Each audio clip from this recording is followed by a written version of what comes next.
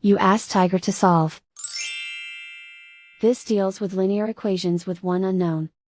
The final result is x equals -1.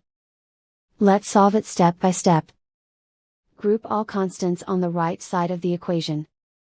Subtract 1/4 from both sides. Combine the fractions. Combine the numerators. Reduce the zero numerator.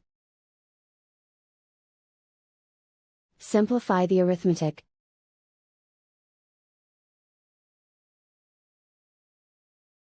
Isolate the x. Multiply both sides by 4.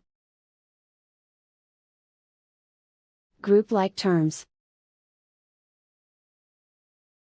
Multiply the coefficients. Simplify the fraction. Multiply the fractions.